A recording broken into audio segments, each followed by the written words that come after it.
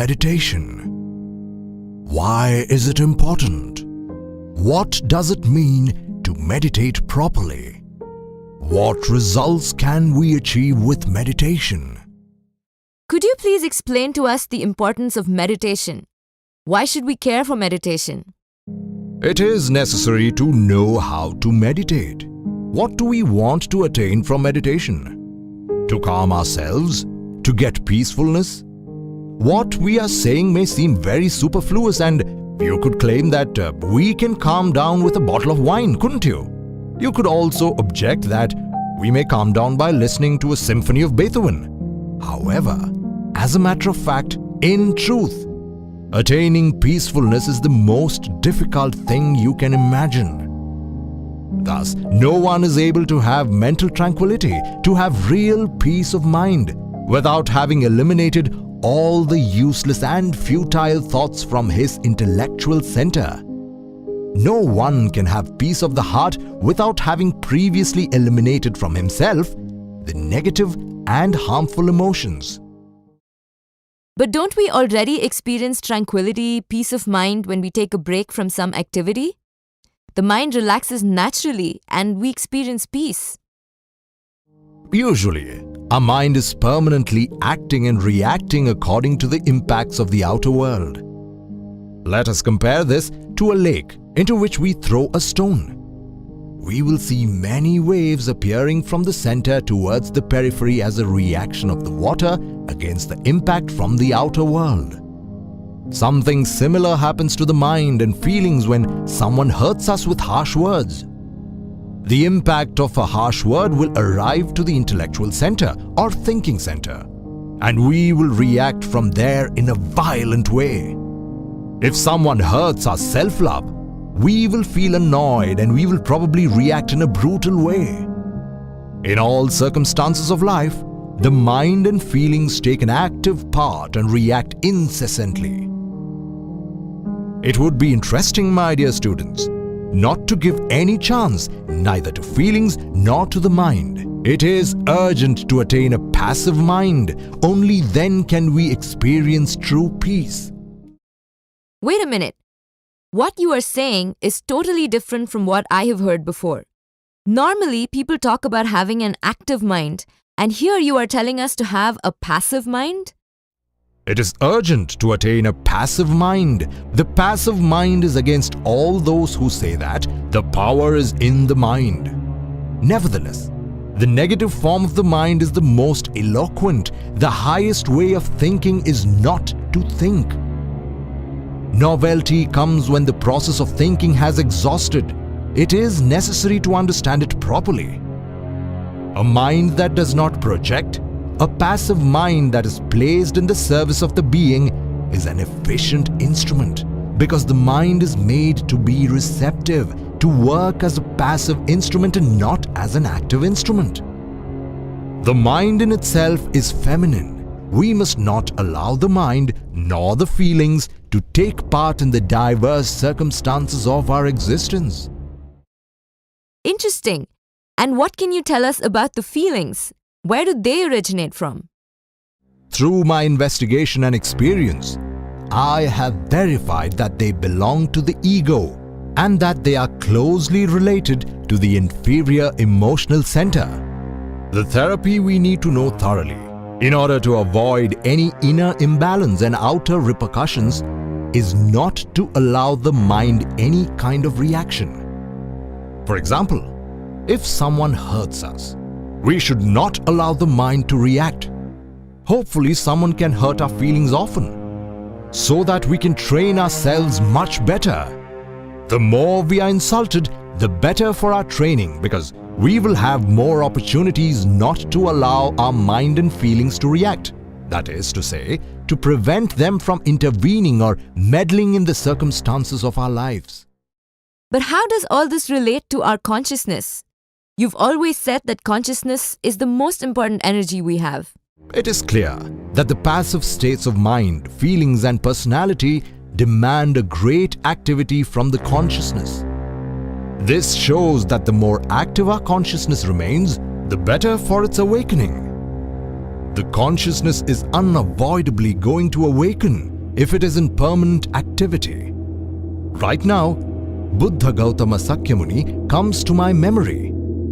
On one occasion, the great Buddha was seated at the foot of a tree in deep meditation, when a troublemaker arrived and tried to hurt him with hard words. The Buddha followed meditating while the troublemaker continued cursing, insulting and hurting. Much later, the Buddha opened his eyes and asked the troublemaker, "Oh my brother, if someone brings a present for you and you do not accept the present, then to whom does the present belong to?" The troublemaker answered, "To the one that has brought it, of course." The Buddha said to him, "My brother, take your present, I cannot accept it," and continued meditating. Here is a beautiful and sublime lesson. The Buddha did not allow his mind or his feelings to react, as the Buddha lived completely awake within his own consciousness and did not give any chance to his mind nor feelings to react at any moment under any circumstance. Beloved disciples, we must live in the same way. The school is everywhere. It is at home, in the office, at work, at the company, on the streets and everywhere, even in a temple, with the fellows of study, with our children, parents, wife, nephews, grandsons, cousins, relatives, friends, etc., etc. Every psychological gymnasium is indispensable for us, in spite of how hard and difficult it may seem. The secret is not to allow the feelings or the mind to take part in the practical business of our life. We must always allow the consciousness to be the only one which acts, commands, works, speaks, makes and executes all our daily activities. In this way, we will be harmoniously prepared for a meditation. So we have to prepare well in our daily life in order to be ready to enter into meditation effectively? What we are seeking is indeed to go beyond the mind and feelings. And this is possible when we have intensively trained in our practical life, in our daily life, for this wonderful aim. During meditation, we must get the essence, the Buddhata, the worthy, the decent, the best we have inside, out of its bottle.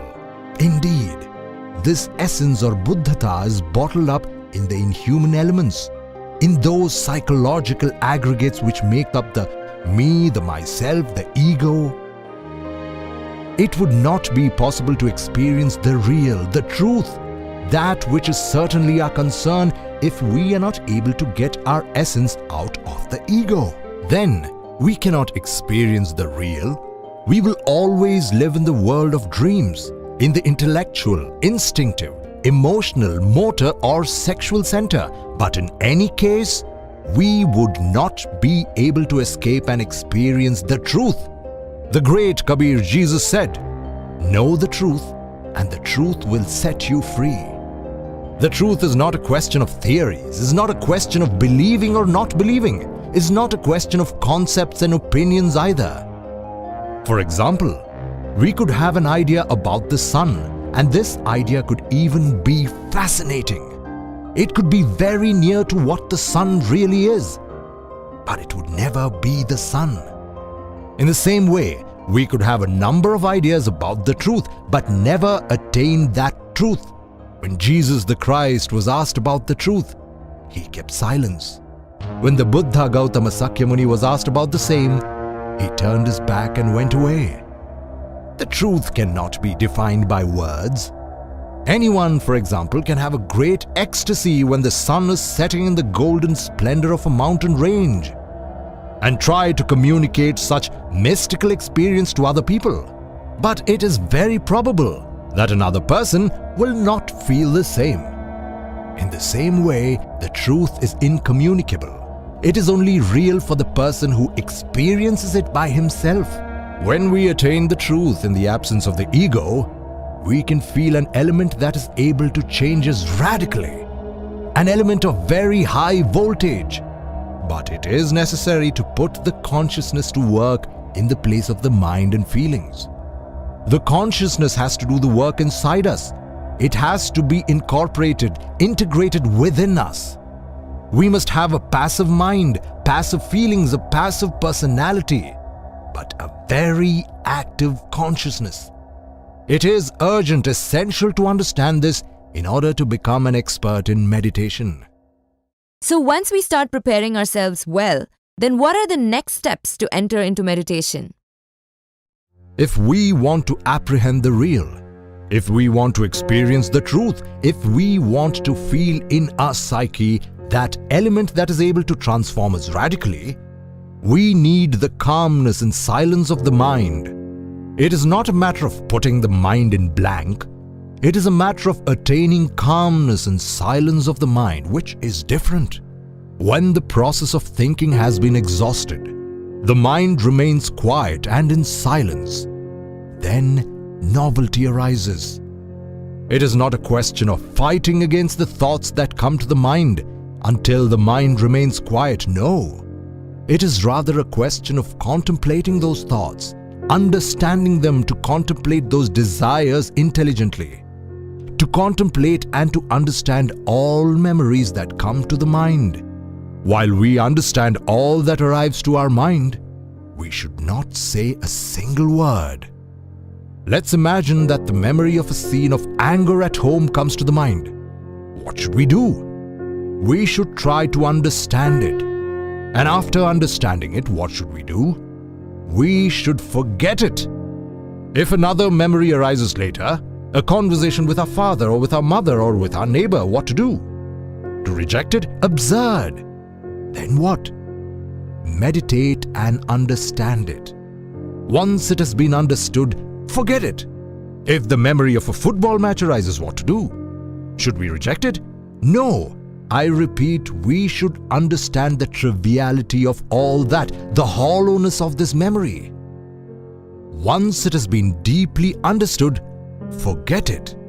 In this way, all that parade of thoughts, desires, feelings, memories, etc. will have a beginning and an end. When that tape of memories, desires, thoughts, emotions, etc. has finished, the mind is still and in silence.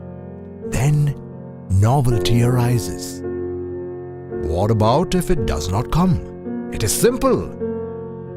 We have not attained the absolute stillness in all the levels of the mind. Then there is no other option than going further down to deeper levels until we reach the level 49. If we get there, if we get each of the 49 levels to obey us, then the mind will finally be still and in silence. The result is that the essence will escape from the bottle of the intellect and will experience that element which transforms us radically, novelty, the real. Could you please explain to us about this element which can transform us radically? What is the experience of samadhi or the real, or what people also call illuminating void? It is very difficult to explain the void, for it is indefinable and indescribable. The void is a state of absolute absence of the pluralized I. Only in the absolute absence of the I can we experience that which is real, that which does not belong to time. The illuminating void is not the nothing. The void is life free in its movement. The void is that which has always been and always will be. The void is beyond time and eternity. I feel the obligation to tell what I have verified directly by myself about it. When the second sub-race of our current great Aryan race flourished in ancient China, I was reincarnated there. At that time, my name was Chao Li. Obviously, I was a member of the Chao dynasty. In that existence, I was an active member of the Order of the Yellow Dragon. And it is clear that I could learn the science of meditation perfectly in that order. Until now, I remember that marvelous instrument called Aya Attapan, which had 49 musical notes. Undoubtedly, there are 7 notes in the musical scale, But if we multiply 7 by 7, we will get 49 notes arranged in 7 octaves. The brothers met together in the meditation room. We sat in the Oriental style with crossed legs, putting the palms of the hands in the following way, the right one over the left. We sat in a circle in the center of the room. We closed our eyes and we immediately paid a lot of attention to the music that a certain brother played to the cosmos and to us. When the artist played the first note, which was a do, we concentrated on it. When he made the next note re vibrate, the concentration was deeper. We fought against the different subjective elements that we carry within ourselves. We used to reproach them to make them understand the need of keeping an absolute silence. It is good to remind you, my dear brothers, that those undesirable elements are the ego, the I, the myself, the oneself. They are like perverse entities that personify our errors. When the note me was played, we penetrated into the third zone of the subconscious to confront the multiplicity of those diverse psychic aggregates, which in disorder clatter within ourselves and disturb the stillness and silence of the mind. We reproached them, we tried to understand them. Gagging all those demons of desire that we carry inside us is not easy, but we achieved it with patience. We made the same effort in a higher octave, and little by little, fighting against the diverse infrahuman elements that we carry within ourselves, we finally succeeded in gagging them in the 49 levels of the subconscious. Then the mind kept still, in the deepest silence. At that moment, the essence, the soul, the purest we have inside, escaped to experience the real. Thus, we penetrated into the illuminating void. While we were there, we were able to listen to the voice of the Father that is in secret. Undoubtedly, we were in a state which would be called rapture or ecstasy. The personality remained in a passive state, seated there in the meditation room. When the samadhi had finished, we returned to our body, keeping the memory of all that we had seen and listened. One day, it does not matter which, while being in the illuminating void, I experienced the unity of life, free in its movement. Then I was the flower, the crystalline river which flows in its bed of rocks, singing on its delicious language. I was all that is, has been, and will be. I felt that I had been annihilated, that I was ceasing to exist as an individual. I felt unspeakable fear and came back to the form. It is necessary to eliminate the I of fear, and this I can only be eliminated with the power of the Divine Mother Kundalini Shakti. First, we should analyze it, understand it, and later invoke the Devi Kundalini, our particular divine cosmic mother, in order that she disintegrates the I of fear. The truth cannot be described. It cannot be explained. Each person has to experience it by himself through the technique of meditation. In the illuminating void, we experience the truth, which is an element that transforms us radically. We have to persevere, to be tenacious. It is obvious that we attain such experience through different degrees. The devotee will feel more and more the intimate impulse of his being. He will go through different experiences, more or less clear, and finally, the day will come when he will have the best of the experiences, the direct experience of the great reality. Then he will receive the Tao. Perseverance is indispensable. Daily and profound work is required until we achieve complete triumph. The experience of the truth through meditation is extraordinary. After experiencing the truth, we feel enough strength to persevere in the work on ourselves. When someone has indeed lived that mystical experience, everything changes. Nothing can stop his longing for liberation. he will work intensively on himself in order to truly get a radical, total and definitive change. The poor intellectual animal, mistakenly called man, is weak by nature, and he is placed in a very disadvantageous situation. His ego is far too strong and his personality is terribly weak. If we leave him alone, he can hardly walk. He needs something that encourages him to work, needs inner support. This is only possible through meditation. Is there a suitable time to meditate, or can it be done anytime? We should practice daily. At what time? Whenever we feel like doing it, especially when we feel sleepy. Meditation without sleep damages the brain. Sleep should always be used in combination with the technique of meditation, but a sleep with control, a voluntary sleep. During meditation, we should keep our eyelids closed. Combine sleep with meditation in harmonic proportions. Never forget the law of balance. You really need some 50% of sleep and the other 50% of meditation.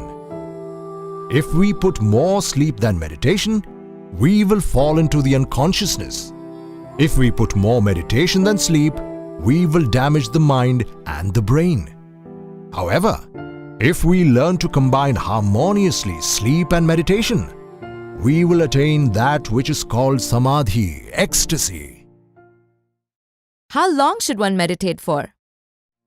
I would not answer, because if someone enters into meditation and is worried about time, he will not be able to experience the illuminating void, since it does not belong to time. This would be something similar to a bird that tries to fly while having a claw tied to a stone or a stick. It cannot fly. There would be a tie.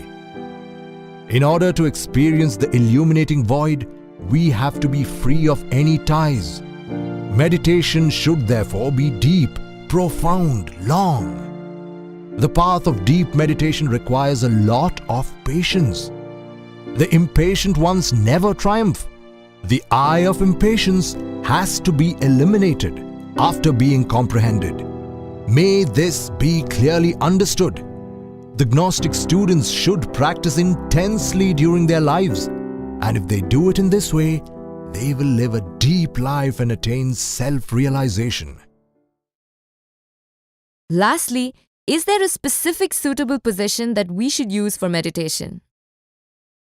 In the East, they put much emphasis on the Padmasana position, with crossed legs, but not everyone in the East meditates with crossed legs.